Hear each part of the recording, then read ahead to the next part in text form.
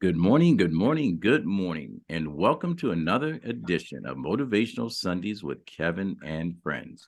This episode is brought to you by RMK Productions and the 10 United Podcast Network. Our mission is through our power of our stories. We want to uplift, inspire, share experiences, perspectives, using the framework of teaching, learning, and modeling. Our purpose is very simple: hope, helping other people every day.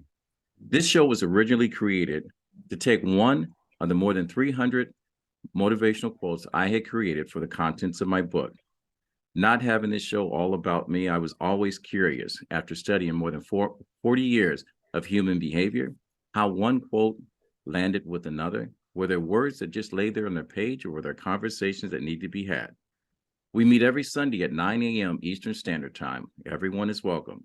Hi, my name is Kevin McLemore. I'm your show host. I am joined with my co-host, Ife, that go-to guy. I have Mr. Otis Spencer from Boston.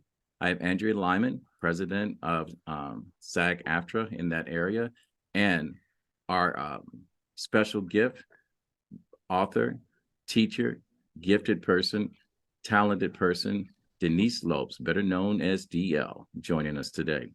And today's quote is brought to us from Ife, that go-to guy, created by George Herbert. And the quote is, today is Father's Day. So happy Father's Day to all of those people that are listening. And Father's Day is every day. You don't get a day off. You're always a father. So the quote today, one father is more than 100 schoolmasters, by George Herbert. Ife, how did this quote land on you? Because you brought it to us. Well, good morning, everybody, and thank you again. I love these discussions because, for one, we get to celebrate life, and we get to celebrate each other's opinion. But I found this quote, and I really had to sit and think about it. Fathers everywhere, your example shines bright, whether it's for your sons or your daughters, because it's not just being a father; it's showing your kid how to navigate through life, how to deal with life in so many ways, whether it's learning how to drive, learning how to budget, learning how to do your taxes, how to treat the opposite sex and what to expect from the opposite sex. So a father is always teaching their children how to approach life. And in life, there are so many lessons to be learned.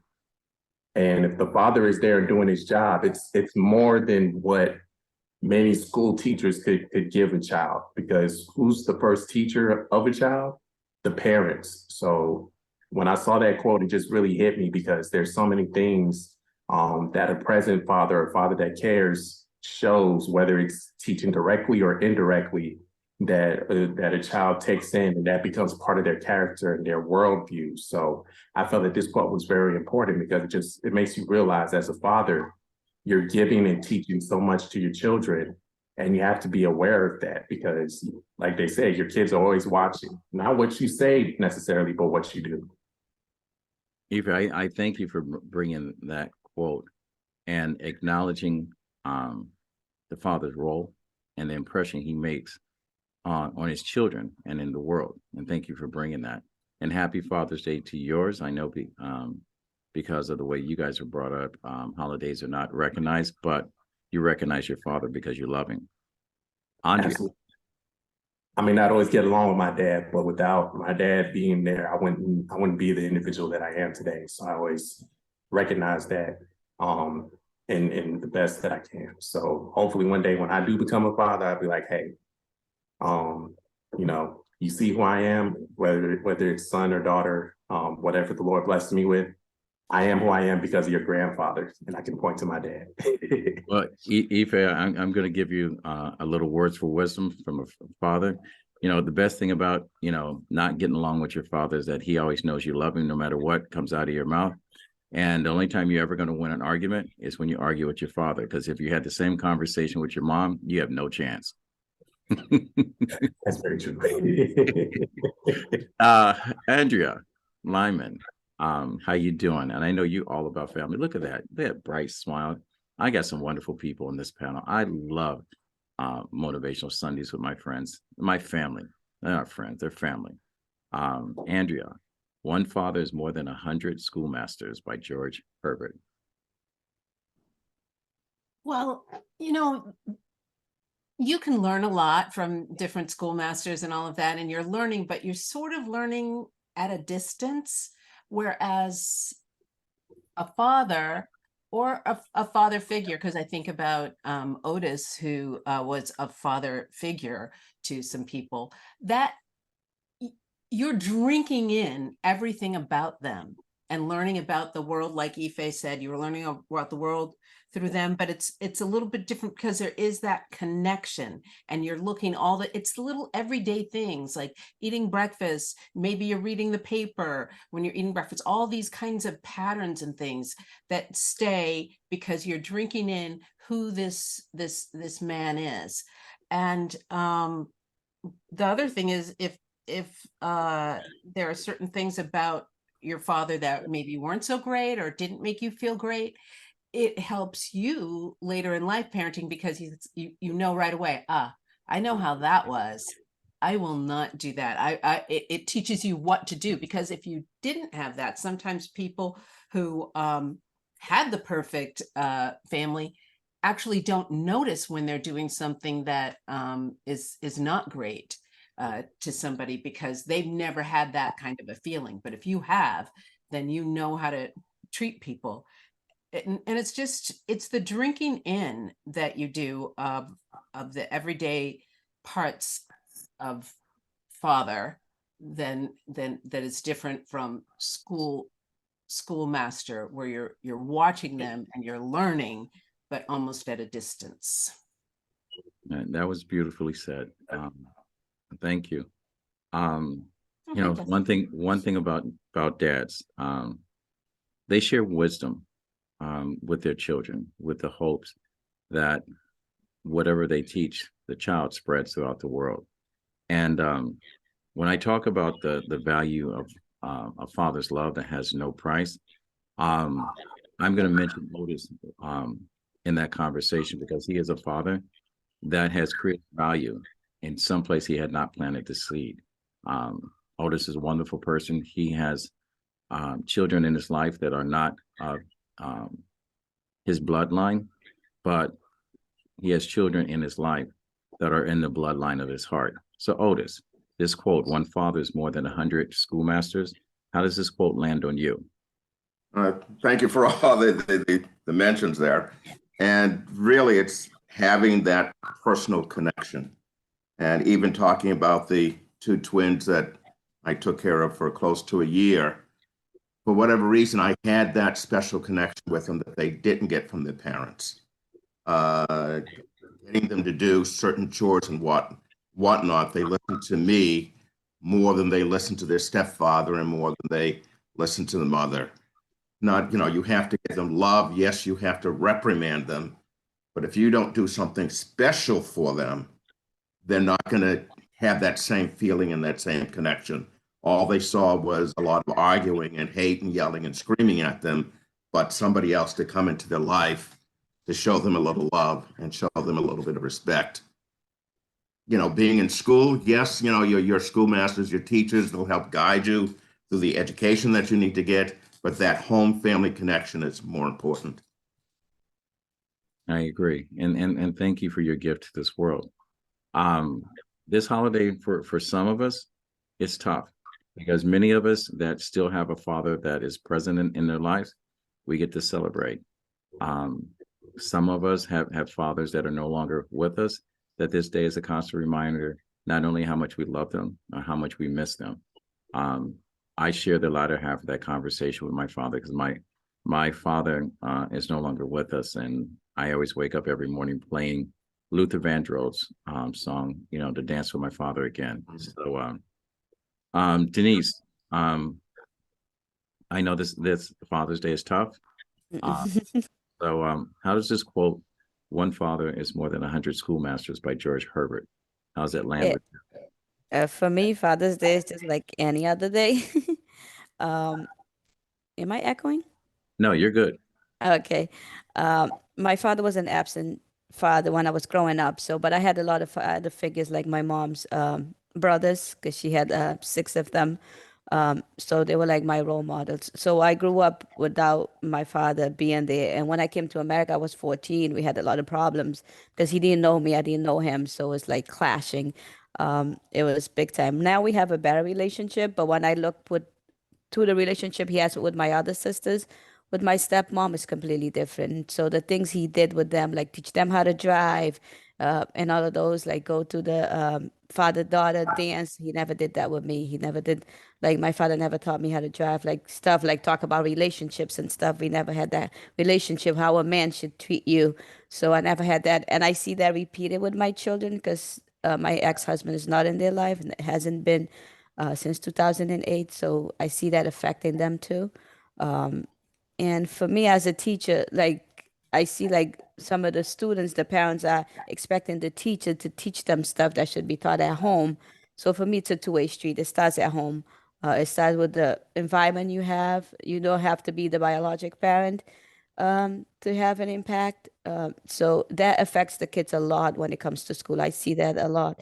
And a lot of people say girls need the mother, but they need the father too. And boys, they both do. And if they have a role model at home, you could see it when they come to school to you. And for me, as someone that did not have my father there, it still affects me as an adult. We have a better relationship now, but it's still not like because I didn't get that growing up. So I still have that void in my life for that. Um, thank you for that share. I won't say I'm sorry for the absence of your father because I can't speak for your father, but I do know from personal experience and times that I have been mentored and a medium for people that share the same story. As long as a person has breath and you have grace in your heart, there's always a next page to that relationship. It's just what you write on the next page is how that relationship is developed and how that story is told. Don't ever let a story end where it could have a happy ending just because you're holding on to a part of the story that you had no control over. So thank you for that. And Justin, how are you doing, sir? Pretty well getting to see you all today. All right. One father is more than 100 schoolmasters by George Herbert. That's the quote for the day. How does that land for you? Yeah, it's similar to Andrea's with the school being like whether it's a positive or a negative or somewhere in between of an impact. It just really makes a difference in terms of what you're able to, like as a student, what they're able to receive in a school setting, but also as just a person in general, that just having someone there makes a big difference. And so whether or not that it's a positive influence or not, I think that having someone there so that you can decide later on as you heal and as you process, for myself included, that makes a big difference in terms of as long as the person's able to process, the things, because sometimes situations are really, really difficult. But that makes a big difference long term. All right. So I guess my time to come around. Love my dad. I love the schoolmasters that have been in my life. My grandfather, that was my parental role model. My Uncle Bill was the first man that taught me responsibilities. My cousin Ronnie, that taught me how to be present. And when we go to the schoolmasters, the many coaches have stepped in and held me up by my T-shirt and told me how to walk in a straight line, how to conduct myself, how to talk, how to walk, and how to treat other people. And also all the other people that came in my life that taught me how to fly. A father is more than 100 schoolmasters. He is the first example to any woman or child, female child, to find out what love is all about and how to love another man. A father is an example of the world that he has prepared for you, because he is setting you up to do better in this world than he had done for you. So hopefully he has planted a seed. A father is that anchor for which a child should stand. A father is a man who dares to place the world's hopes and dreams within his children. I have always said when I speak, do not bring a life into this world until you have prepared a life for that child you bring into the world. That hinges on the word called responsibility. Educate yourself and experiences yourself with other relationships so you know how to teach a child how to be in a relationship. A father is a thankless job most of the times. The biggest gift we have in this world is to be able to share that life with a wonderful woman that provides us with an offspring that we can sit back and cross our fingers and hopefully we got at least half of it right. For those of you that are listening, no matter what your story is or what your relationship is with your father, if you have your father present today, you can rewrite history by putting your arms around him and just having a conversation. And sometimes tough conversations turn out to be loving relationships going forward. You cannot change the pages of what's been written in history, but you can rewrite the history for present day. So you are where you need to be right now, and where you want to be is totally up to you. I would say find grace. And for those of you that are absent fathers and want to have a relationship, own your own story and create a better relationship, because that child does need you. Doesn't make a difference if it's 15, 65, and whatever. The absence of a man in a child's life is a big void. Love is love, no matter when it comes, is that you've got to be in a place to receive it. So with that said, happy Father's Day to those fathers that are present in their children's lives. Happy Father's Day to those fathers that have created a better world for their children. Happy Father's Day for those who have asked their children for forgiveness, because for wherever they were when they brought this child into the world, they're in a better place. And happy Father's Day to those children that get a second chance to have a relationship with their father. And this time, don't mess it up. So with that said, Otis, beautiful day here in Pennsylvania. How's life going for you? Things are pretty good. I just had my 50th high school reunion last evening, and it was great to connect with several old friends that I knew from high school. They had high schools back then?